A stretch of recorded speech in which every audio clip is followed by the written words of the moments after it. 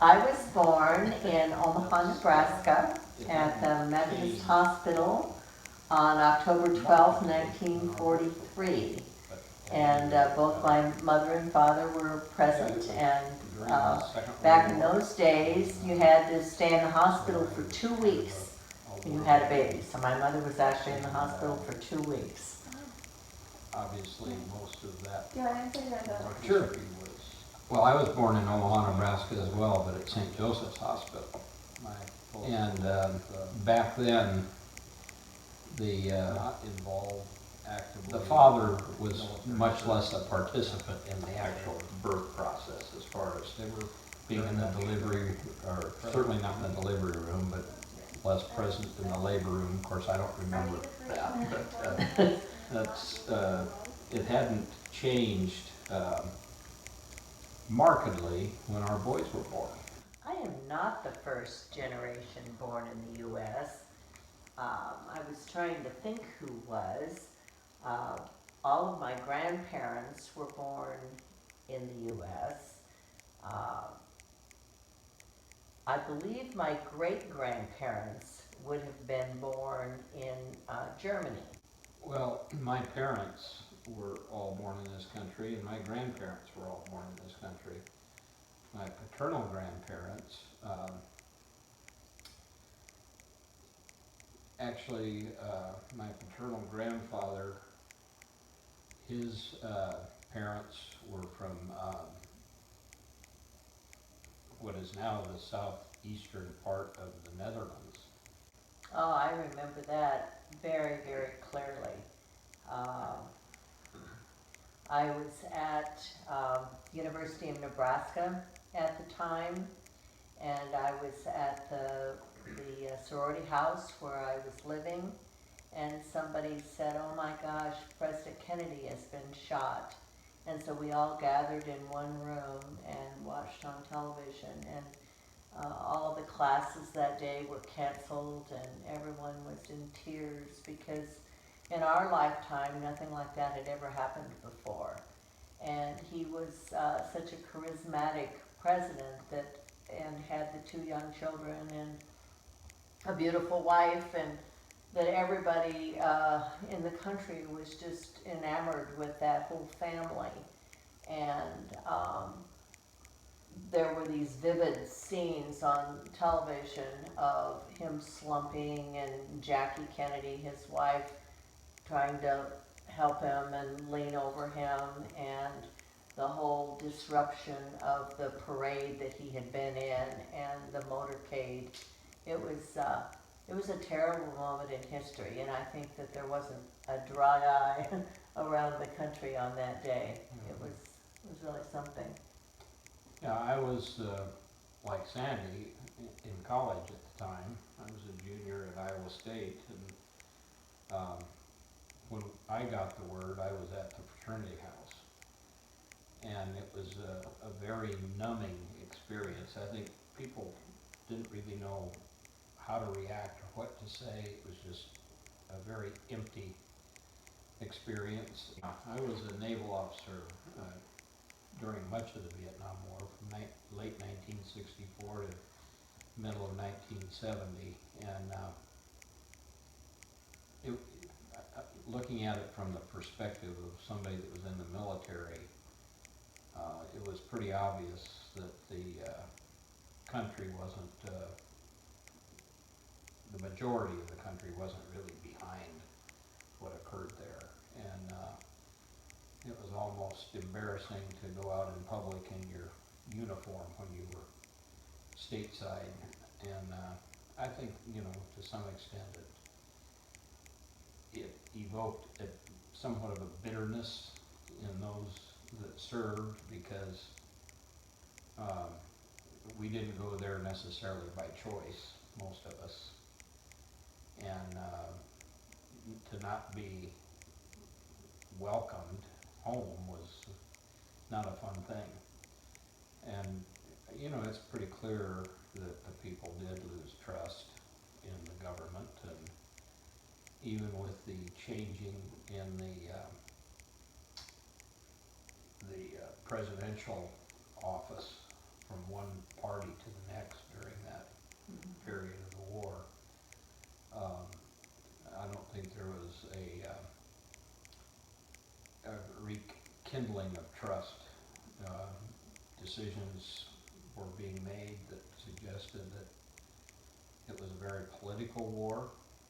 I can remember the rules of engagement were quite restrictive, so our pilots had some real severe limitations on how they could engage when you're fighting a war with one hand behind your back because the politicians are telling you how to fight it.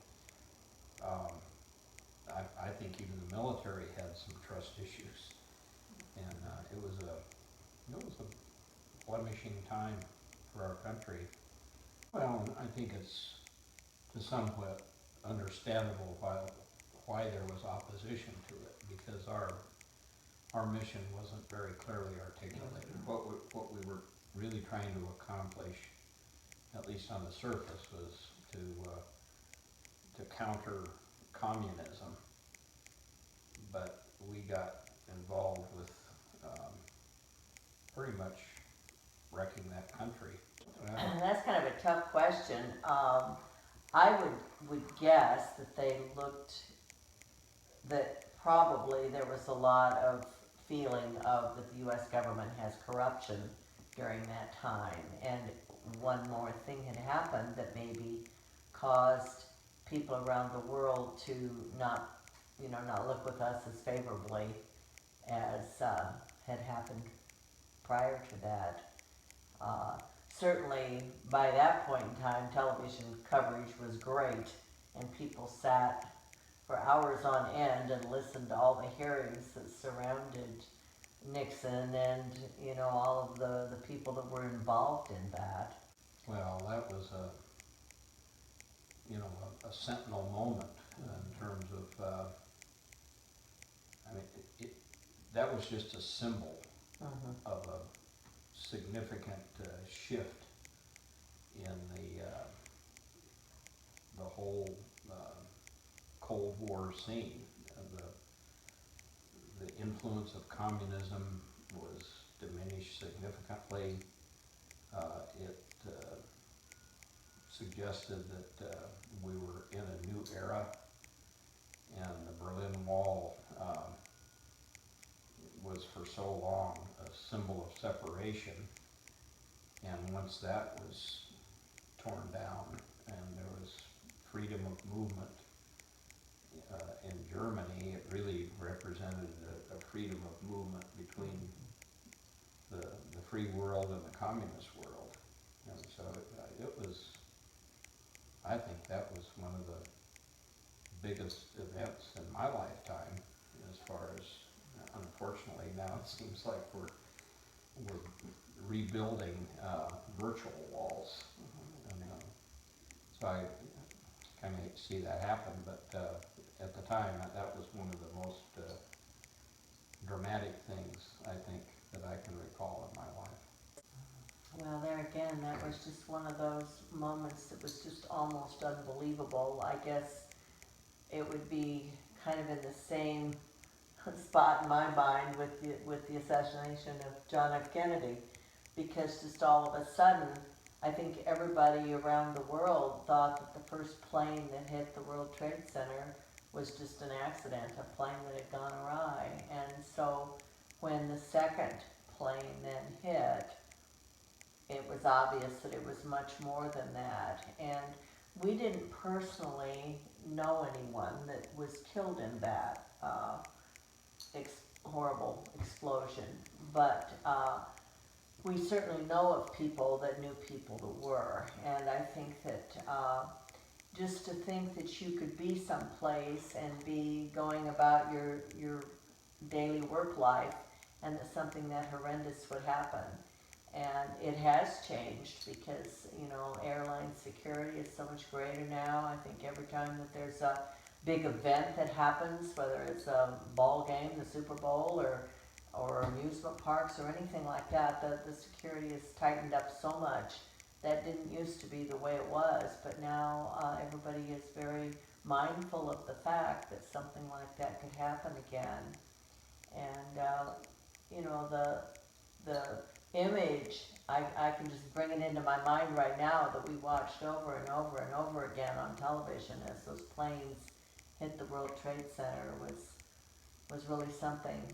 We have not personally gone to ground zero, so I can't comment on that, but I have to imagine that that would be just a really empty feeling to see that. I think that event probably stands out to me at the other end of the spectrum as the fall of the Berlin Wall. I just think that that changed our lives probably for the foreseeable future in a big way. And the, you know, it's prompted a lot of racial profiling. It's affected the economic dialogue between countries. Certainly the security issues are evident to us every time. Well, I think we're all a little bit paranoid when it comes to freedom of movement, particularly if we're going to countries that other than our own, but even within our country, you know, San Bernardinos can happen, and I think it has caused us to step up our alertness and our guard, almost to a point of paranoia, that it's understandable because of the consequences. And to me, it has dramatically changed our lives, and I think it's probably harder on the young people than it is on those of us who have been fortunate to live with a much greater degree of freedom in our lives.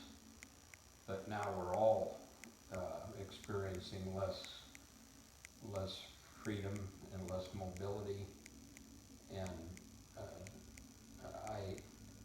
I really feel more for the younger people than I do for myself in terms of how that has changed the world and the way we live and the way we think, quite honestly. I mean, for most of my life I didn't pay too much attention to the Mideastern culture, but I couldn't tell you what a Sunni or a Shiite was, or the difference. Yeah. And we're all more educated that way, just more out of fear and caution. Yeah, we can do that. Okay. Well, I would say that I have achieved my American dream, because I think my American dream was always to have freedom of religion, to have freedom of education, to live in a country that is free, to be able to find personal happiness with someone who I could share their values and had character that I had admired, and I feel that way about Frank. Um, I always had a dream of having a close family, and I have two wonderful sons, and we have two wonderful daughter-in-laws and 5 wonderful grandchildren. And I just feel like that to be able to enjoy all of that makes me extremely thankful, and I can't think of anything more that I personally would want. I guess part of my American dream is to hope that our freedom never goes away, and that we need to be very prudent in terms of our resources, take care of our world, our earth. But for me personally, I've reached my American dream. I'm happy.